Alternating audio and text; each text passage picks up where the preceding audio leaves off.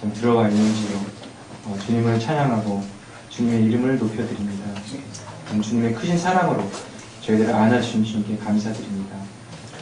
주님, 또 저희들에게 이렇게 하나님의 말씀을 서로 나누고 교제할 수 있는 아름다운 시간 허락해 주신 것을 감사드립니다.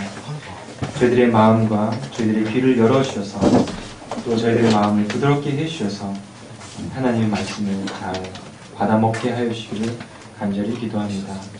또 전 주님께서 우리 형제님을 사용해 주셔서 당신의 도구로서 마음껏 하나님의 말씀을 전파할 수 있도록 도와주시기를 기도합니다. 이 아름다운 시간 허락해 주신 것을 감사드리고 모든 시간 의탁을 드리우며 예수 그리스도의 이름으로 기도합니다. 아멘.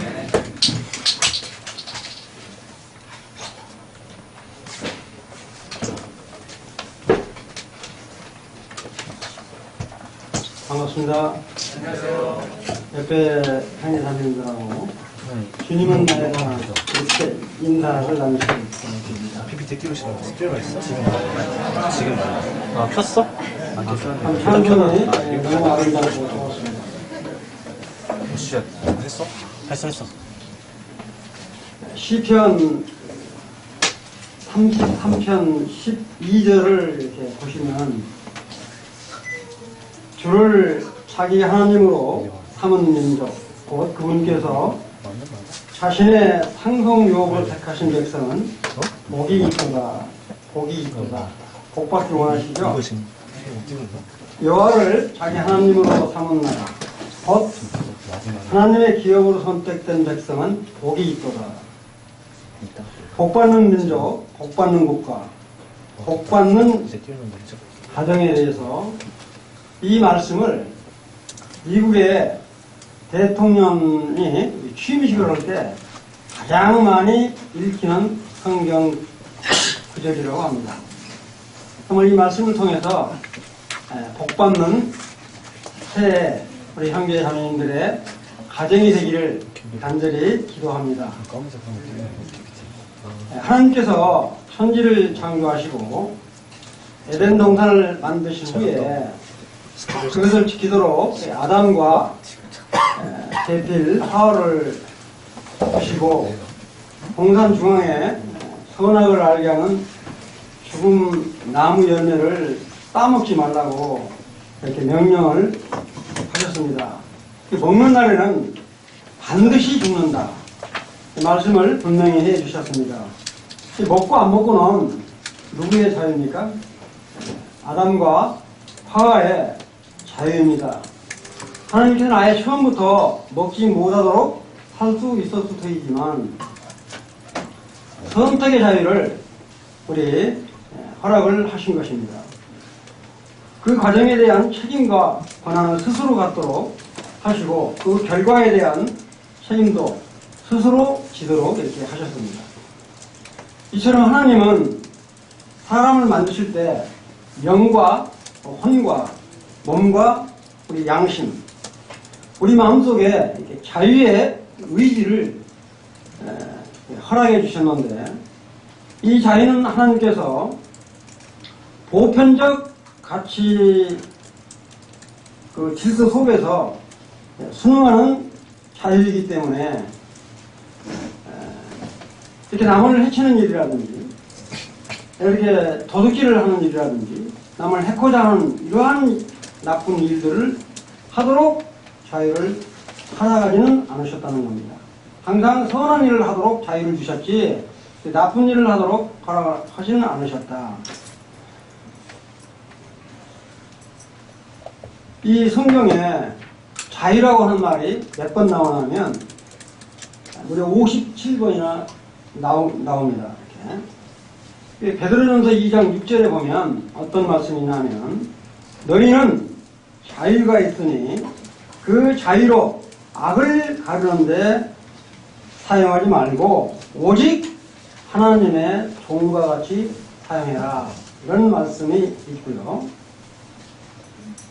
그 다음에 갈라디아서 5장 1절에 보면 그리스도께서 우리를 자유롭게 하려고 자유를 주셨으니 그러므로 굳건하게 서서 다시 종의 멍에를 매지 마라. 이렇게 말씀을 하고 있습니다. 또 요한복음 8장 32절에는 어떤 말씀이냐면 너희가 진리를 알지니 진리가 너희를 자유케 하리라. 고린도서 3장 17절에는 또 이렇게 나와요. 주는 영이시니 주의 영이 계신 곳에는 뭐가 있다고요? 자유함이 있느니라. 사람은 진리 안에 있게 되면 이렇게 영과 혼이 자유해야 한다는 것은 하나님께서 우리들에게 은혜로 이렇게 주신 선물인 것입니다. 그렇기 때문에 인간은 자유롭게 능력껏 일하고 그 결과를 이렇게 기대해야 하는 것입니다. 누구든지 그러시죠? 누가복음 4장 18절에는 이런 말씀이 있습니다. 주의 성령이 내게 임하셨으니 이는 가난한 자에게 복음을 전하게 하시려고 내게 기름을 부으시고 나를 보내사 포로된 자에게 뭐를 준다고 그랬죠? 자유를. 눈먼 자에게 다시 보게 하심을 전파하며 눌린 자를 뭐 한다고요? 눌린 자에게 자유롭게 하시고 그랬습니다. 이건 이사야 61장 1절에 나오는 말씀을 인용해서 말씀을 하고 계시는데, 이 우리나라는 이와 같이 이런 인간의 기본이 되는 자유의 가치를 두고 헌법을 제정을 하셨다라고 하는 사실입니다. 이런 토대 위에 참 이제 자유민주주의 대한민국이 건국되었다라고 하는 사실입니다. 제가 태어날 때 이 대한민국이 얼마나 자랑스러운지 학교에 다니면서 또 직장생활을 하면서 가장 많이 듣고 가장 많이 내 입으로 주장한 말이 애국심, 애국애적, 그 다음에 애사심, 애교심, 이런 말을 무척 많이 했습니다. 주인의식.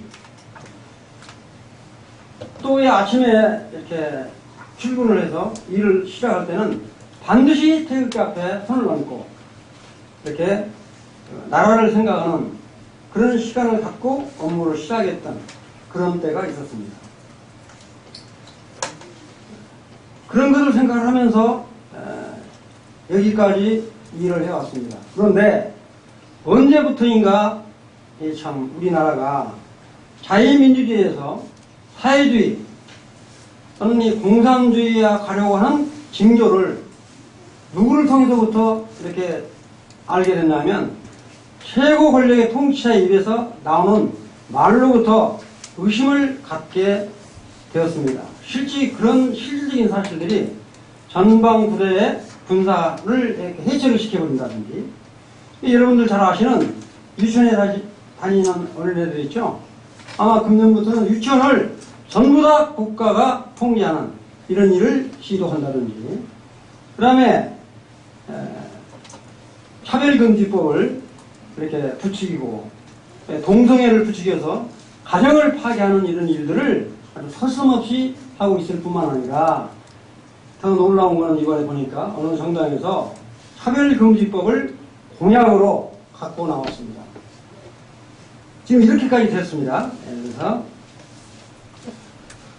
그래서 이런 사회주의 방향으로 가고 있는 반증이라고 이렇게 생각을 해서 정말 나라를 사는 것이 무엇이냐, 정말 나라가 사회주의, 공산주의 국가가 된다고 한다면 우리가 믿고 있는 우리 주 예수 그리스도를 전도하고 그 다음에 찬양하고 경배하는 교회가 과연 이 땅에 전도할 수 있겠는가, 이런 생각까지 하게 되었습니다. 그래서 오늘 제목은 이렇게 붙여봤어요. 하여튼 맨날 며칠간 여러 주제로 말씀을 전하려고 이렇게 기도를 하다가 최종적으로 나라 사랑, 교회 사랑이라고 하는 주제를 잡아봤습니다. 정말 우리나라는 이렇게 자유에 대한 가치를 기본으로 대한민국 헌법 제1조에 보면 뭐라고 나와 있냐면 이렇게 나와 있습니다. 헌법 제1조는 대한민국은 민주공화국이다. 그 다음에 대한민국의 주권은 국민에게 있고 모든 권력은 국민으로부터 나온다. 이렇게 되어 있어요. 많이 들어본 말 같죠? 그리고 제4조에는 뭐라고 나오냐면 대한민국은 통일을 지향하며 자유, 민주적 기본 질서에 입각한 평화적 통일을 정책을 수립하고 이를 추진해야 한다로 되어 있습니다. 그 다음에 헌법 제119조에는 이렇게 되어 있어요. 대한민국의 경제 질서는 개인과 기업의 경제 성장의 자유와 창의를 존중함을 기본으로 한다. 다시 말씀드리면 자유시장 경제 체제로 되어 있음을 보게 됩니다. 이러한 헌법이 제정된 경위에는 우리 주 예수 그리스도를 믿는 성도가 근거로 해서 제정했다라고 하는 사실입니다. 그냥 아무라도 그렇게 정한 게 아니고. 근데 이와 같은 헌법의 기초는 초대 이승만 대통령을 빼놓고는 말할 수가 없습니다. 우리는 헌법은. 지금 이렇게 말씀을 하면서 제일로 제 마음에 이렇게 생각되는 건 우리 20대, 30대 청년들이 정말 국가관을 어떻게 생각하고 있는지 다시 한번 하나님의 말씀의 가치 기준에 해서 들어보시면 좋을 것 같아요. 언제 우리 손자한테 물어봤어요. 너 이승만 대통령 어떻게 생각하냐? 그랬더니 대박 한 말이 그래요. 나쁜 놈이라고 그러더라고. 근데 교육이 그렇게 무섭다는 거예요. 전교조 선생님들이 애들을 그렇게 가르치는 거예요. 제가 이제 그거 말하려고 그러면 이제 시간이 없으니까. 그런데 이승만 박사에 대해서 조금 말씀을 드리면 그분은 지금으로부터 145년 전 1875년에 출생을 하셔서 그분이 24살 때 1899년도에 고종황제 때입니다. 고종황제 때 뭐를 주장을 했냐면 이 왕권 제도라고 하는 것을 민주주의 선거로 해서 대통령을 뽑자 이거를 주장을 하다가 사형 원고를 받았습니다. 한성 감옥에서 이렇게 사형수로 이렇게 이제 생활을 하다가 이 배제 학당에 다니면서 알았던 선교사 서우드 에드라고 하는 이 선교사 이 팀으로부터 복음을 듣고 이 이승만 대통령이 구원을 받으셨어요. 근데 그 옥중 서신서 정확한 이름은 그 투어 경위서라고 그러는데 그 경위서에 뭐라고 되어 있냐면 자기가 구원을 받고 처음 기도했던 그 내용이 이렇게 되어 있습니다. 하나님, 나의 영혼을 구원하는 것처럼 이 민족을 구원해 주시옵소서. 이건 내가 한 말이 아니고요. 이승만 박사가 처음 구원을 받고 그렇게 기도를 했다고 해요. 그 다음에 더 놀라운 건 뭐냐면 이렇게 구원을 받고 이승만 대통령이 이 감옥에 가두어 있는데 사형수니까 목칼 있죠? 목칼을 목에 이렇게 차고 그다음에 손발은 뒤로 이렇게 묶고 있기 때문에 어떻게 움직일 수가 없잖아요. 그래서 이제 설교를 하는데 한 사람은 이렇게 감시병을 줘서 누구죠? 간수가 오는지 안 오는지 보고 한 사람은 성경책을 넘겨주면서 설교를 하신 거예요. 그럴 때 바로 그렇게 해서 모인 성도가 몇 명이냐면 약 40명이 돼서 그 감방에는 복당이라고 이름을 붙였다고 해요.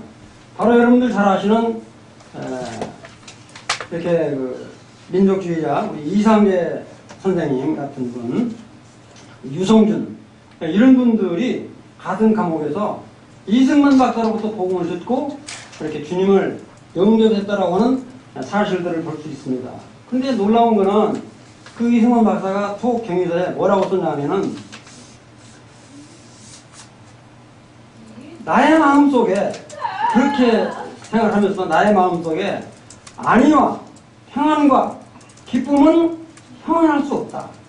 나는 그 감옥에서 얼마나 감사했는지를 정말 이 감옥 생활을 하면서 도저히 잊을 수가 없다. 이렇게 쓰여져 있습니다. 그게 이제 이와 같은 참 예배를 드리고 그렇게 하는 그와 같은 소식을 들은 이 선교사들이 아주 적극적으로 이승만 박사에게 구명운동을 벌려서 사형수에서 무기징역으로 무기징역에서 사면을 받고 훈련하는 그게 바로 뭐냐면 이 감옥 생활이 약 5년 7개월. 그렇게 나와서 그가 한 말이 무슨 말이냐면 1904년 8월 7일이에요. 정확히 소원 날짜가. 그런데 나오면서 그분이 뭐라 했냐면 대한민국을 기독교 국가로 가야 할 기름을 자기가 이렇게 선언을 하면서 뭐라고 이야기를 했냐면 자기가 감옥 생활을 하면서 썼던 옥중 전도, 그 다음에 예수에 대한 장례 기초, 그 다음에 뭐냐면 교회의 경영, 경락, 이런 것들을 이렇게 할 뿐만 아니라 대한 교우들의 힘쓸 일들, 성도들이 힘써야 될 일, 이런 것들을 이렇게 이야기를 하면서 우리 대한민국에 대한 기독교 입국론을 이렇게 설파를 했습니다. 그래서 이렇게 이제 설파를 하면서 그분이 선교사들의 도움으로 1904년 11월, 그러니까 8월에 이렇게 출옥을 해서 11월 달에 선교사의 도움으로 미국으로 건너가서 1905년도 그 다음 이듬해 어디를 가냐면 조지 워싱턴 대학에 입학을 해서 신학 공부를 했더라고요. 거기서 신학 공부를 하고 바로 그해 4월 달에 침례를 받으시고요. 그 다음에 거기서 이 철학 학사를 받았어요. 거기서는 철학 학사를 받고 대학원을 어디를 가셨냐면 하버드 대학에 가서 영어 이렇게 석사를 영문학 석사를 이렇게 받았어요. 그 영문학 석사를 받고 어디를 또 대학교를 가냐면 프린스턴 대학교를 이렇게 입학을 하셨어요. 박사과정을. 거기서 박사과정을 3년 만에 박사과정을 받고 바로 그 해가 1905년 2월달 3년 만에 이제 따서 2월달에 졸업을 하는데 바로 여러분 잘 아시는 미국의 28대 대통령이 누구시죠? 윌슨 총장입니다. 민족 자결주의가 아주 유명하신 분이죠. 그분이 바로 말하면 그 프린스턴 대학의 총장 시절에 이승만 박사가 이렇게 국제학 이렇게 박사학위를 받으셨어요. 그분의 논문은 지금도 아주 유명하다고 그래요. 제가 논문은 아직 읽어보진 않았는데 그걸 받고 거기서 계속 자주 독립을 이렇게 하시면서 1919년 9월 달에는 우리 대한민국 통합 임시정부 상해에 있었죠. 정부의 초대 대통령으로 임명돼서 활동을 하시다가 이제 8월 15일 1945년 8월 15일 해방이 되니까 바로 그 해 1945년 10월 16일 41년 만에 한국으로 대한민국으로 이렇게 들어오게 됩니다. 들어오게 될 때 1948년 그때 들어올 때는 보수 정당이었던 한국민주당이나 이 조선공산당에서 아주 이승만 박사를 환영을 했다고 그래요. 그래서 이제 남북한 총선거를 하라라고 협의를 했는데 바로 김일성이 하고 소련에서 선거 안 하겠다 이유로는 그래서 북한은 선거를 보이콧하는 바람에 그럼 남한만이라도 하겠다. 이 복잡한 관계를 다 이야기하려면 시간이 없으니까 결론만 말씀드리겠습니다. 그래서 남한만 이렇게 선거를 5월 10일 날 했어요. 그때 이제 국회의원들이 몇 명이냐면 143명이었어요. 근데 이승만 박사가 제일 나이가 많으니까 재헌국회가 바로 언제 열렸냐면 1948년 5월 31일 날 열리게 됐어요. 딱 등단에 서서 이승만 박사가 딱 의장으로 서서 제일 먼저 하신 말씀이 뭐냐면 우리 먼저 하나님께 기도합시다. 재헌국회 할 때 기도합시다. 그때 이승만 박사가 하신 말씀이 대한민국 독립민주국 제1차 회의를 여기서 열리게 된 것은 우리가 하나님께 감사해야 될 것입니다. 이렇게 이야기를 하면서 종교, 사상, 무엇을 가지고 있든지 누구나 오늘 이날은 사람의 힘으로만 된 것이라고 자랑할 수 없고 하나님의 도우심이 있었기 때문입니다. 이렇게 이제 이승만 박사가 말하면서, 그러므로 하나님에게 감사를 드리지 않을 수 없습니다. 우리가 성심으로 다 일어나서 기도합시다. 이렇게 딱 이야기를 하면서 하나님께 감사를 드릴 때 우리 이윤영 의원님이 나오셔서 기도해 주시기 바랍니다. 이윤영 의원은 우리나라 최초의 종로구의 국회의원이었습니다. 이분은 누구냐? 목사예요, 목사. 이북에서 내려온 목사인데 바로 이분이 기도를 하는데 이 기도가 한 15분 되는데 다 읽진 않고요. 처음 하고 마지막만 제가 읽어드릴게요. 한번 들어보시죠. 얼마나 성경적인지. 이 우주와 만물을 창조하시고 인간의 역사를 섭리하시는 하나님이시여, 이 민족을 돌아보시고 이 땅에 축복하셔서 감사에 넘치는 오늘이 있게 하심을 주님께 저희들은 성심으로 감사하나이다. 중요하고요.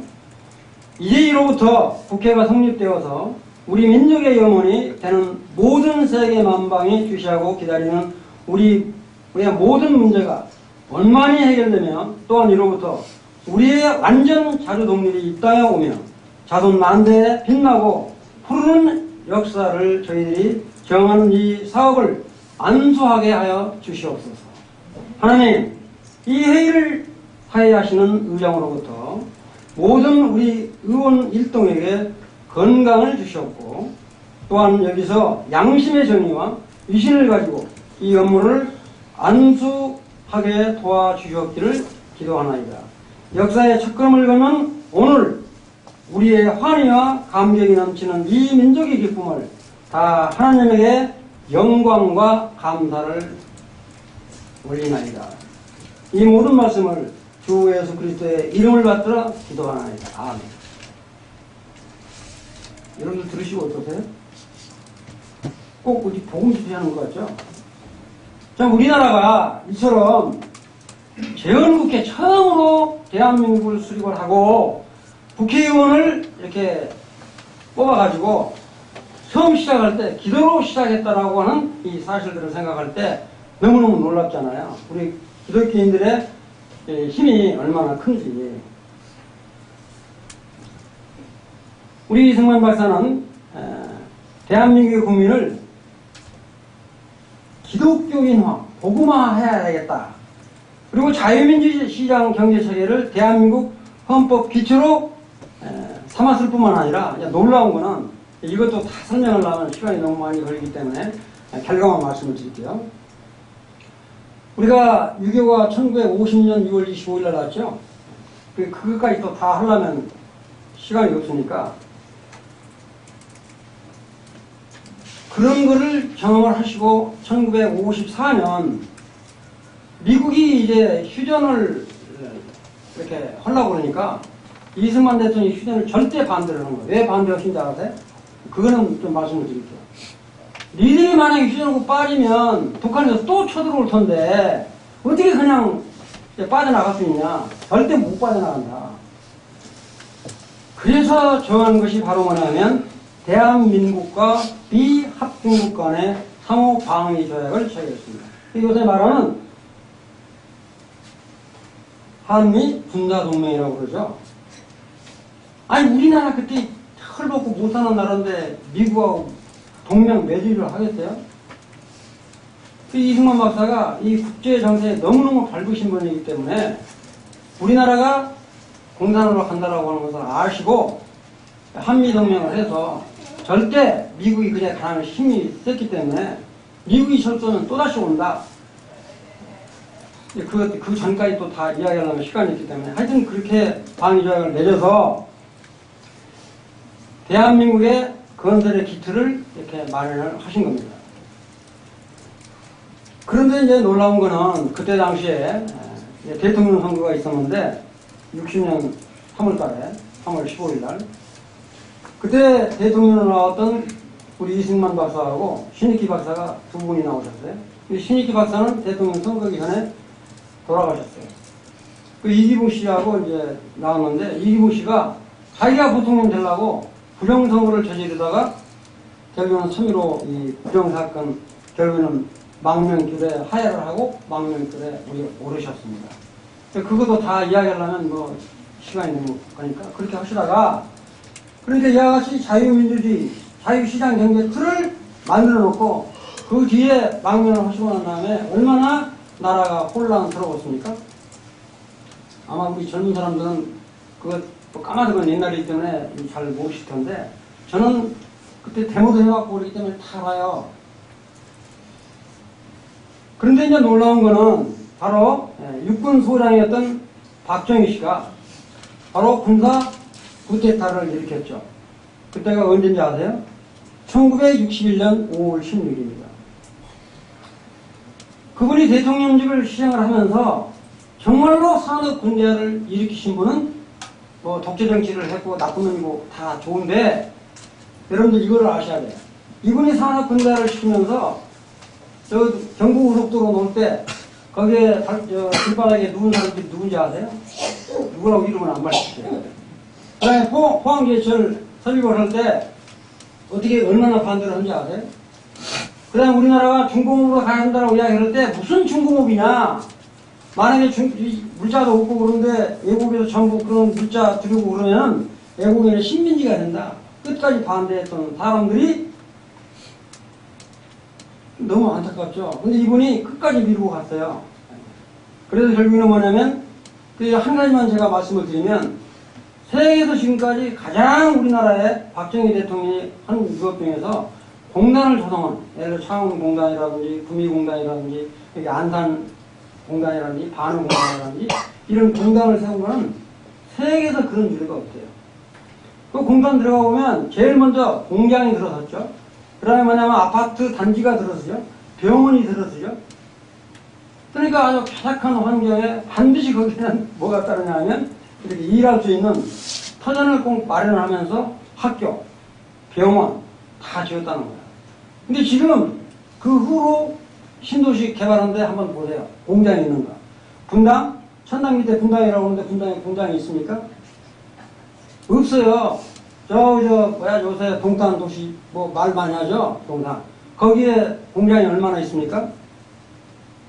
제가 말씀드린 건 뭐 누구를 하려고 하는 게 아니라 산업 근대화를 일으키신 분이 그분이다. 근데 그분은 바로 뭐냐면 독재 정치를 기록했지만 이와 같이 자유민주주의, 자유시장 경제의 기초 터에 의해서 그렇게 했다는 것을 제가 말씀을 드리는 겁니다. 그래서 저 뒤에 화면 조금 띄워주실래요? 그리고 이승만 박사가 정말 하나님을 얼마나 사랑했고 나라를 사랑했는지 그 다음에 했는지를 한번 보시면 생각이 들 거예요. 이건 이제 우리 이승만 박사가 실제 한 건데 여기 보시면 제일 먼저 여기 보면 뭐라고 나냐면 저쪽부터 볼게요. 뭐라고 되어 있냐면 경천 여인 제가 써놨어요. 경천 여인. 경천 여인이 무슨 말이냐면 정말로 하나님을 경배하고 정말로 이 민족을 사랑하자. 그 다음에 뭡니까? 미국 진충. 정말 나라를 위하고 전심을 다해서 이렇게 충성을 다하자. 이렇게 쓴 거 하고요. 그 다음에 여기를 보면 뭐라고 하냐면 북부 병강. 우리 박정희 대통령이 부국강병이라는 표현을 쓰는데 우리 이승만 박사가 이와 같이 국부 병강. 다시 말씀드리면 나라는 부강해야 되고 그 다음에 군단을 강하게 일으켜야 된다. 이런 신도를 가르칠 뿐만 아니라 그 다음에 보시면 얼마나 하나님을 생각했는가. 이게 뭐라고 하세요? 영세자유라고 그랬죠. 영원토록 하나님 우리에게 부여해 주신 자유를 누리면서 사는 세상을 만들겠다. 이게 바로 이승만 박사가 가지고 있는 그다음 장 한번 넘겨주실래요? 이런 반면에 요 미국이라는 나라는 어떤 나라냐? 아예 하나님을 사랑한다라고 하는 것을 아예 돈에다가 이렇게 인쇄 표시를 했대요. 이거 여기는 100달러짜리고요. 여기 1달러짜리예요. 1달러에는 뭐라고 그랬습니까? 인간 리트러스트. 이게 다 써졌어요. 아예. 다시 말씀드리면 이와 같이 미국이 얼마나 하나님을 사랑하는가를 돈에 표시를 하고 있고, 우리 이승만 박사는 이처럼 글로 붓글씨를 써서 이렇게 표시를 하는 것들을 볼 수 있습니다. 자, 이제 꺼주세요. 제가 이제 말씀드리고자 하는 건 뭐냐면, 이 세상 권대자분자에 대한 성도의 입장은 어떻게 해야 할 것인가. 권대자분자들은 정치와 교회의 역할에 대해서 우리 성경에 아주 잘 나와 있습니다. 특히 로마서, 에베소서, 디도서, 호세아서 아주 명확하게 말씀드리고 있는데 이걸 이제 한번 살펴보도록 하겠습니다. 여러분들 신약성경 241쪽을 보시면 로마서 13장 1절부터 5절까지를 제가 이렇게 읽으면서 말씀을 드리겠습니다. 13장 1절 신약성경 241쪽입니다. 사람은 위에 있는 권세들에게 복종하라. 권세는 하나님으로부터 나지 않음이 없나니 모든 권세는 다 하나님께서 정하신 바라. 그러므로 권세를 거스르는 자는 하나님의 명을 거스르니 거스르는 자들은 심판을 자초하리라. 여기까지 보면 하여튼 이 통치자들, 권세를 잡은 자들에게는 하여튼 성도들은 누가 됐든 간에 다 복종하라고만 되어 있습니다. 근데 중요한 건 뭐냐? 3절, 4절까지를 이제 보시라고. 3절 다시 한번 읽어봅시다. 시작. 다스리는 자들은 선한 일에 대하여 두려움이 되지 않고 악한 일에 대하여 되나니 내가 권세를 두려워하지 아니하려느냐. 선을 행하라. 그리하면 그에게 칭찬을 받으리라. 이거 무슨 말씀이냐 하면 이 다스리는 자들은 아무렇게나 하는 게 아니고 하여튼 선한 일을 해라. 선한 일을. 선한 일을 하고 악한 일을 할 때는 두려워해라 하는 이야기입니다. 그래서 4절에는 뭐라고 나오냐면 이 권세를 잡은 자는 그래서 권세를 잡은 자는 하나님의 사역자라고 그렇게 표현을 하고 있습니다. 권세 잡은 자는 하나님의 사역자라는 거야. 하나님의 사역자가 되어 내게 선을 베푸는 자입니다. 그러나 내가 악을 행하거든 두려워해라. 권세 잡은 자가 악한 일을 하면 두려워하라는 거야. 그 다음에 뭐라 했습니까? 그가 공연히 칼을 가지지 아니하였으니 곧 하나님의 사역자가 되어 악을 행하는 자에게 뭐라고 했습니까? 진노하심을 따라서 보응하느니라. 징계를 받는다라고 하는 거죠. 악한 일을 하게 되면. 13절 5절에 보면 그러므로 복종하지 아니할 수 없으니 진노 때문에 할 것이 아니라 양심에 따라 할 거라. 또 다시 말씀드리면 공의와 정의를 베풀고 선을 행하는 권세자에게는 복종하라는 겁니다.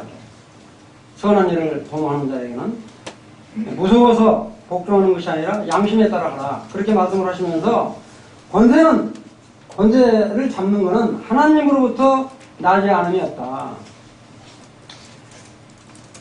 이 권세는 하나님이신데 하나님 말씀에 불순종하는 권세는 이렇게 의미가 없다는 거죠. 모든 권력자는 선과 악에 대해서 정당하게 이렇게 처리를 해야 할 뿐만 아니라 그렇지 않은 권력자의 권세는 존재 의미가 없다고 하는 사실입니다. 왜냐하면 그 권세는 하나님께서 주는 것이기 때문에 그들은 하나님의 종으로서 또 하나님의 대사라고 표현할 수 있잖아요. 그렇기 때문에 선한 일을 도모하고 악한 일은 하지 말라. 그게 전제 조건입니다. 복종하는 전제 조건. 근데 성경에 이렇게 좋은 사람만 있냐? 호세아서 8장 4절, 약 1087쪽인가? 그때 한번 보시면 호세아 8장 4절에는 이 악한 왕에 대해서 하나님이 저주를 품고 있는 대목이 나와요. 왕, 나쁜 왕에 대해서.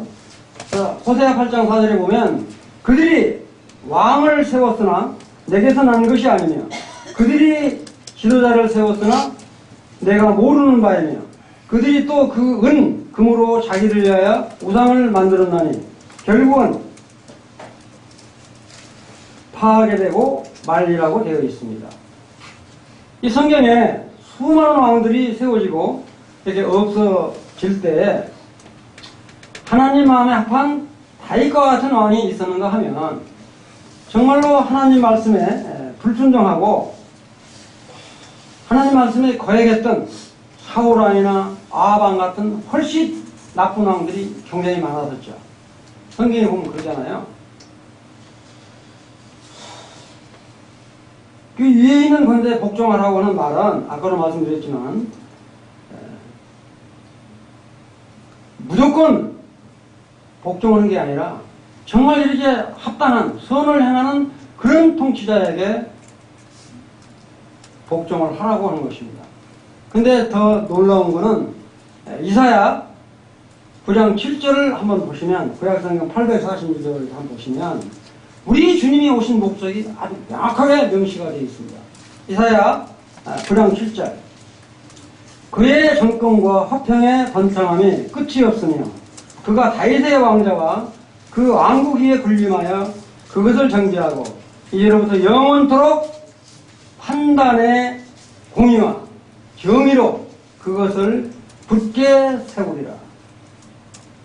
공의와 정의로 나라를 굳게 세우리라. 만군의 주의 열심히 이것을 뭐라고 그러세요? 이루리라.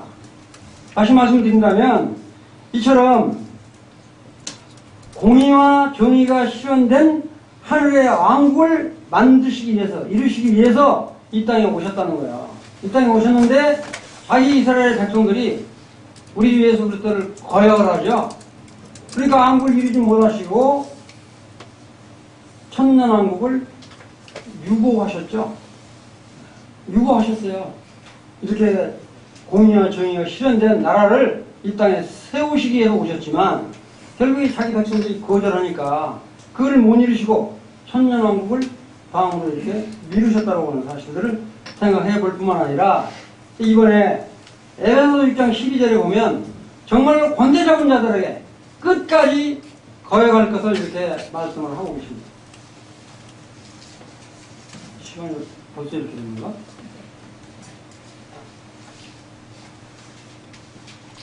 조금 늦더라도 하여튼 하겠습니다.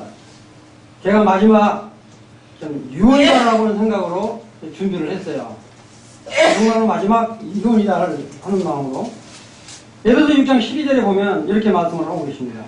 우리의 씨름은 혈과 육을 상대하는 것이 아니요 통치자들과 권세들과 이 어둠의 세상 주관자들과, 주관자가 누구예요? 치리자들, 통치자들이죠. 그러니까 하늘에 있는 악의 영들의 상대함이라. 이 영적 사악함과 맞붙어 싸우라는 이야기죠. 이렇게. 혈과 육으로 싸우는 게 아니라. 그 다음에 6장 13절에 뭐라고 그랬어요? 그러므로 하나님의 전신 갑주를 취하라. 그 다음에 뭐라고 그랬어요? 이는 악한 날에 너희가 능히 대적하고 모든 일을 행한 후에 서기 위함이라. 그게 뭐라고 그러냐면, 그러므로 악한 날에 원수를 대하여 싸워 이기고 모든 일을 완성한 후에 이렇게 하나님의 무기로 완전 무장을 하라고, 아주 적극적으로 대항하라고 그렇게 에베소에 명확하게 말씀을 하고 있습니다. 다시 말씀드리면 정말로 자유를 어기고 헌법의 가치를 훼손시키는 이런 사람들에게는 이처럼 대항하라는 거예요. 그냥 옳습니다. 이렇게 이렇게 하지 말라는 이야기입니다. 예를 들어서 하나님의 가치로 정말 우리 성도들은 살아야 된다라고 하는 걸 지금 말씀드리는 겁니다. 지금 제가 말씀드리고 싶은 어떤 뭐 정당 이런 이야기 하는 게 아닙니다. 정말 하나님의 가치라고 하는 게, 자유라고 하는 가치가 얼마나 중요한지 이거를 말씀을 드리는 거예요. 근데 우리 성도들은 이렇게 왕권을 잡은 자나 통치자, 권세를 가진 자가 정의롭지 못하고 정말 정당한 국가 헌법의 가치를 훼손시키고 하나님이 부여한 자유 가치를 만약에 훼손한다면 그대로 그냥 못 가고 말 거냐. 다시 말씀드려, 아까도 말씀드렸지만 하나님이 그렇게 싫어하는 동성애를 허락한다든지 차별금지법이나 혐오금지법 같은 것을 제정을 해서 이 강단에서 동성애를 하면 안 된다라고 하면 붙잡혀 가야 되는 이런 교회가 되면 되겠습니까? 이런 거에 대해서는 우리 성도들이 끝까지 반대를 해야 된다라고 하는 것입니다. 근데 놀라운 거는 이런 성경 말씀에 근거해서 정교 분리의 원칙을 명확히 하신 분들이 있습니다. 저도 누구나 하면 여러분들 잘 아시는 프랑스 종교개혁자 존 칼빈을 잘 아시죠? 강화교회 선구자 존 칼빈. 존 칼빈이 뭐라고 했냐면 이런 말을 했어요. 세속 권력이 하나님의 권리를 도적질하려고 할 때 그들에게 복종할 것이 아니라 그들의 머리에 힘을 뱉어라. 양심을 가진 그리스도인은 그리스도께 마땅한 영광과 하나님께 마땅한 예배를 드리는 것을 금하는 모든 압제적인 명령에 저항해야 된다. 이렇게 말하고 있을 뿐만 아니라 그 다음에 잘 실제 목사였다가 총리까지 됐던 네덜란드의 총리였던 아브라함 타이퍼라고 하는 사람이 있습니다. 이분은 또 뭐라고 이야기했냐면, 이분은 목사였어요. 그래서 총리까지 되신 분이에요. 근데 이분은 뭐라고 했냐면, 전능하신 하나님만이 모든 피조물들을 위해 홀로 주권적이시며, 그다음에 하나님은 하늘과 땅의 모든 권세를 그의 아들 예수 그리스도에게 주었으며, 예수 그리스도의 주권은 모든 삶의 개별 영역들에서 인정되어야 한다.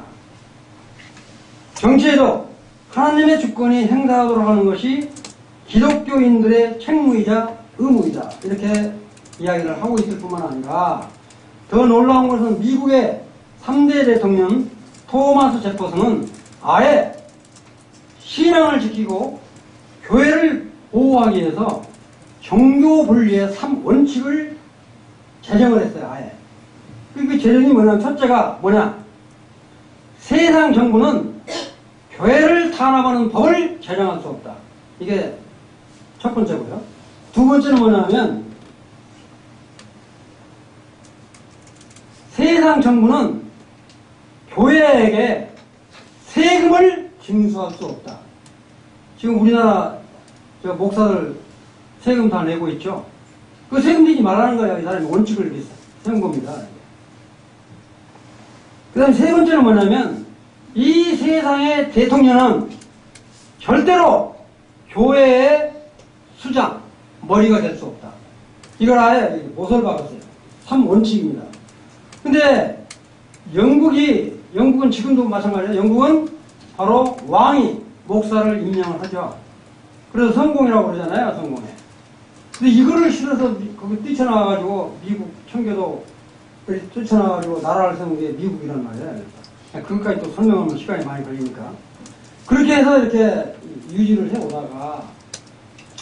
해오는데, 바로 여러분들 잘 아시는 미국의 35대 대통령이 누구죠? 가장 젊은 나이로 됐던 사람, 존 F 케너디. 존 F 케너디가 어떤 사람이었냐면 천주교인이었어요. 이분이 제일 먼저 한 게 뭐냐, 공립학교는 반드시 기도로 시작하고 기도로 마쳤어요. 근데 이 기도 못하도록 했어요. 케너디 대통령이. 그 뒤로부터 미국이 계속 내리막길로 가다가 놀라운 건 뭐냐, 45대 대통령이 누구죠? 버락 오바마. 잘 아시죠? 그 사람은 어떤 사람이냐? 이슬람교인이라고.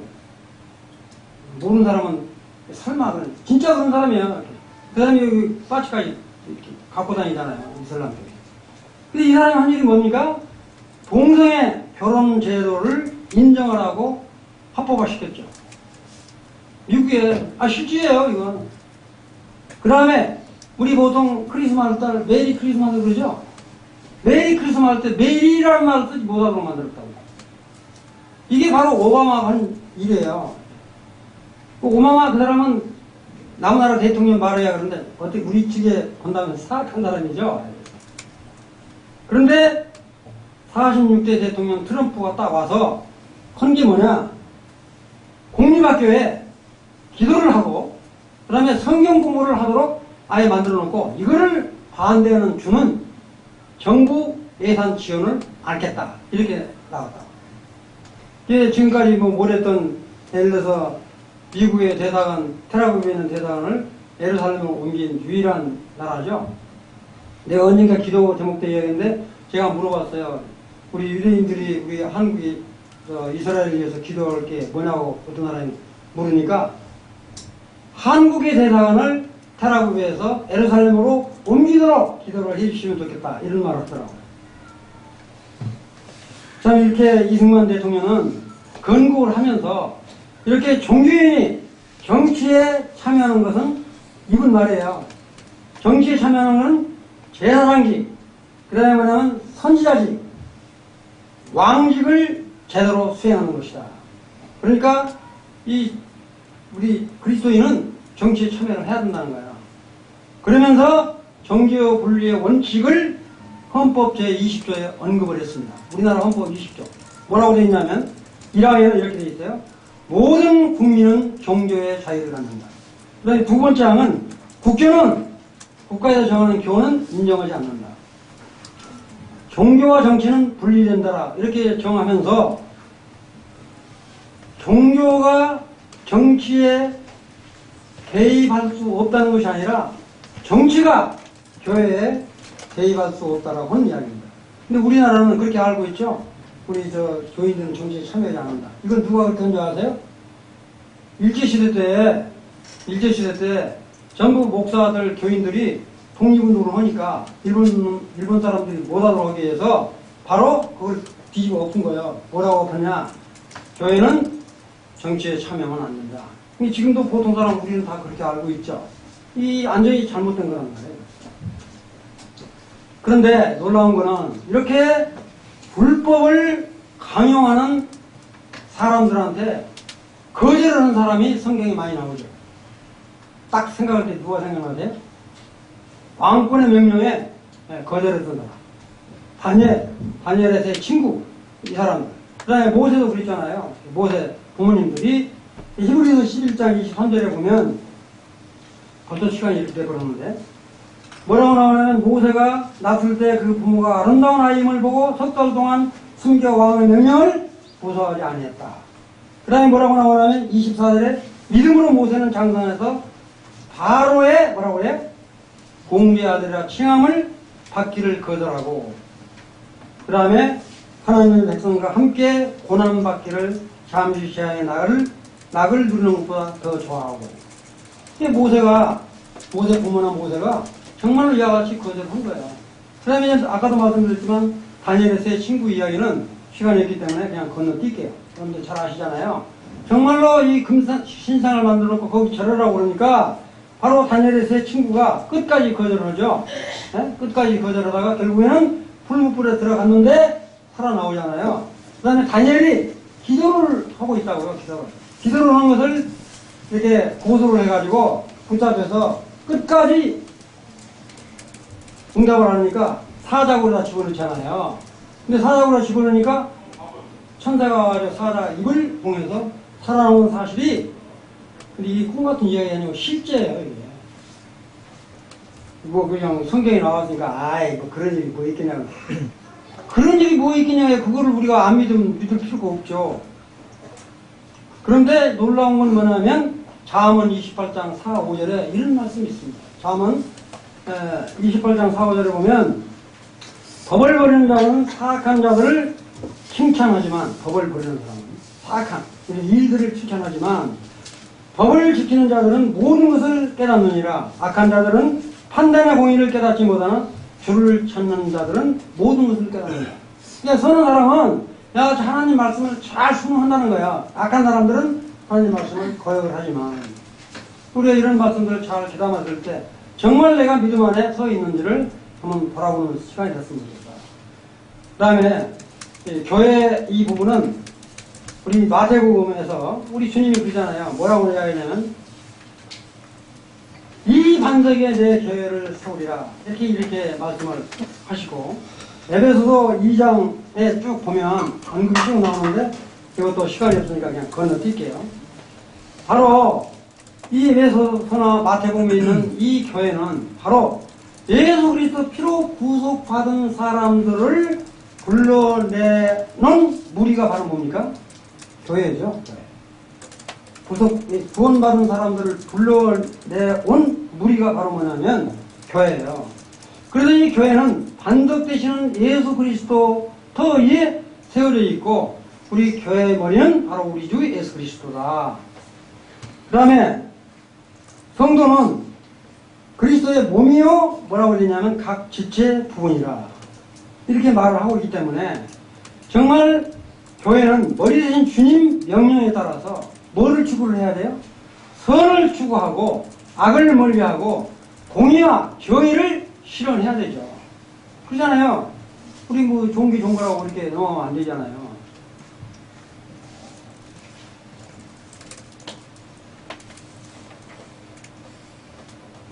국가가 정말 교회를 간섭하는 것이 아니고 정말로 이 정부가 헌법을 어기고 하나님 말씀에 불순종할 때 우리 성도들은 그 불의에 불종하는 것이 아니라 저항해서 불의를 바로 잡아나가는 것이 정말 하나님의 쓰실 것이다.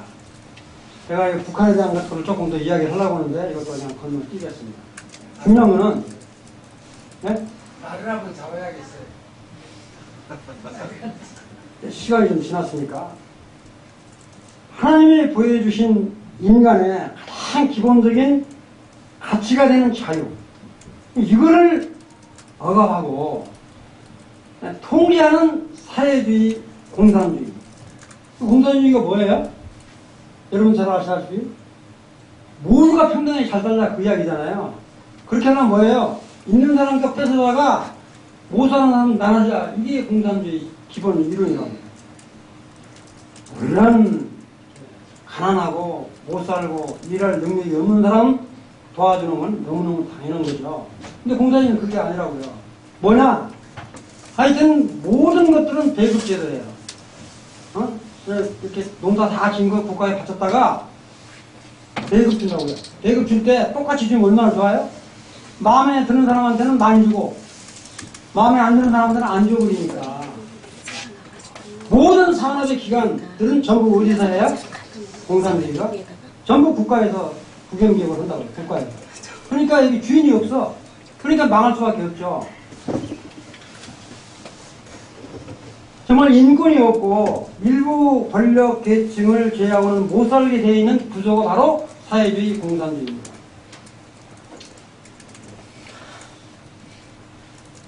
혹시 우리 이제 젊은 20, 30대는 혹시 내 의견에 반대가 되면 조용히 저하고 이렇게 표절을 했으면 될 것 같아요.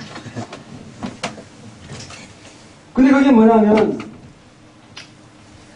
우리 지금까지는 자유민주주의 자유시장 경제체제를 잘 유지하고 그런 덕분에 세계 경제 순위 12위권에 들어있는 나라입니다. 러시아가 더 잘 사는 것 같아요? 우리나라가 잘 사는 것 같아요? 러시아하고 우리나라하고 누가 더 사는 것 같아요? 러시아가 훨씬 더 잘 사는 것 같죠? 우리나라가 훨씬 잘 살아요. 거짓말이면 한번 확인해 보시라고. 그러니까 바로 이건 뭐냐면 1991년도 12월 25일 날 구소련이 망했어요. 공산주의 국가가. 그러니까 이미 이렇게 이 잘못된 걸 알면서도 우리 나라가 지향해 가는 것을 보면 그런 쪽으로 흘러가고 있다라고 하는 겁니다. 거기다가 경제 12위권뿐만 아니라 한미 동맹으로 말미암아 안보를 튼튼하게 하고 있다. 지금까지는. 그래서 요새 이런 말을 많이 하죠. 미군들 철수시켜버려라. 그러는데 미군 철수시키면 한 달 이내에 북한에서 아마 밀고 넘어올 겁니다. 바로 그것이 6.25 사변하고 똑같은 전철을 걷고 있는 거니까. 자, 그렇게 아시고 하여튼 들어주시면 좋을 것 같아요. 그래서 우리나라가 이렇게 사회주의나 공산주의자가 되면 제일 먼저 피해를 보는 데가 뭐냐면 교회는 없어집니다. 교회는 없어지고 그 다음에 숙청대를 죽음의 대상자의 첫 번째가 뭐냐면 전부 성도들. 이건 내가 억지로 하는 이야기가 아니라 실제 북한에서 그랬으니까. 근데 저는 제가 이제 이렇게 말씀드리는 이유는 뭐냐면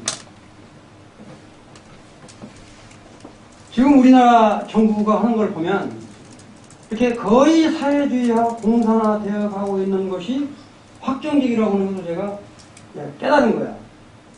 어떻게 깨달았냐? 우리나라 국가 최고 책임자인 대통령이라는 사람이 2018년 평창 올림픽이 있었죠? 이 올림픽 그 개회식 때 뭐라고 이야기했냐면 내가 가장 존경하는 사상가 신용복을 언급을 했어요. 아, 이건 내가 지어낸 말이 아니고 실제 그랬다고요. 근데 이 신용복이라는 사람은 어떤 사람이냐? 이 사람이 어떤 사람이냐면 사회주의 공산주의를 실현하기 위해서 민중 봉기를 일으키도록 하기 위해서 통일혁명당 지하 조직을 만들었던 사람이에요. 이게 걸려가지고 보안법 위반으로 징역 20년을 살고 거짓 전향서를 쓰고 나와서 여러분 잘 아시는 성공의 교수를 했던 사람이에요. 이런 사람을 세상에 가장 자기가 존경하는 사상가라고 이야기를 하는가 하면 더 자세한 건 그만두고요. 여러분들 가장 최근에 잘 아시는 법무부 장관으로 임명을 했던 조국이라고 하는 사람이 어떤 사람이냐. 다른 건 내가 이야기를 않겠어요. 이분은 바로 뭐냐면 사회주의 학자입니다. 사회주의 학자. 그리고 이 사람이 주장한 게 뭐냐면 남한 사회주의 노동자 공명 사건을 산업인이라고 그러죠. 이걸 일으켰던 사람이에요. 그리고 이 사람도 그것 때문에 국가보안법으로 위반돼가지고 옥살이를 했던 사람이에요. 그리고 더 놀라운 건 뭐냐, 이렇게 주장하면서 우리 교회는 없어져야 될 집단이다. 이걸 주장하는 사람이에요. 근데 이런 사람을 본부장을 앉혀놓으면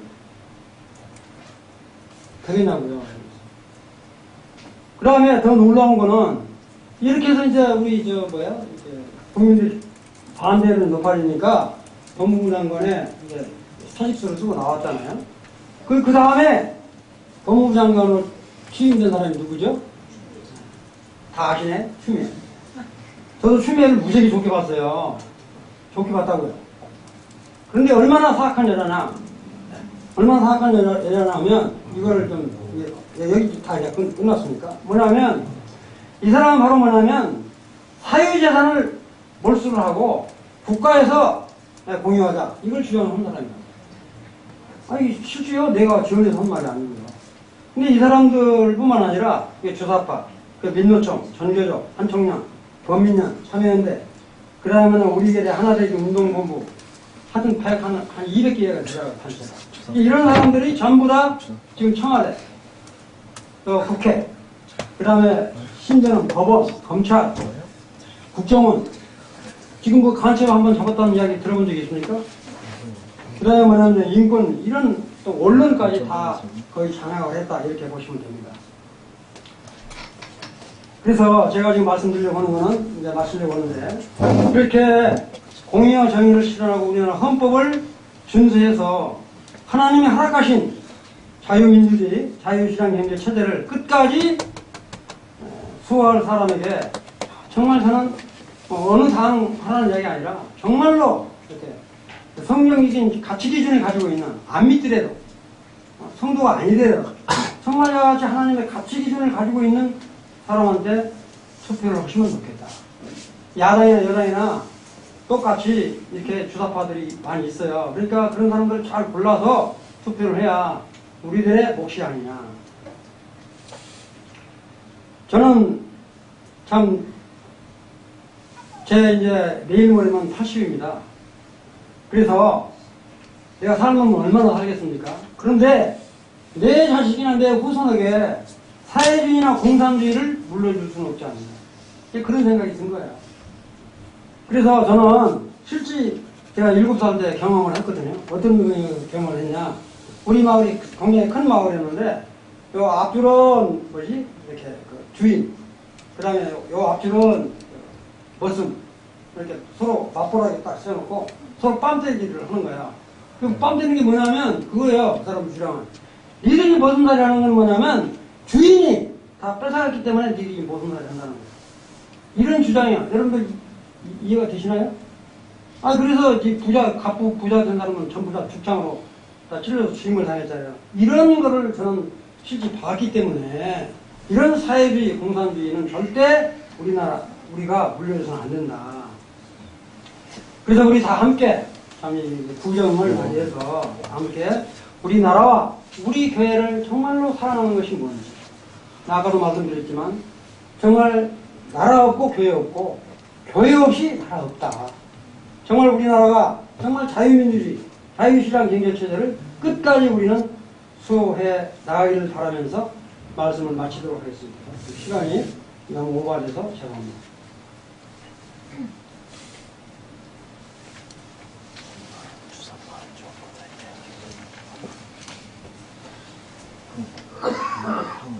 이거 주사.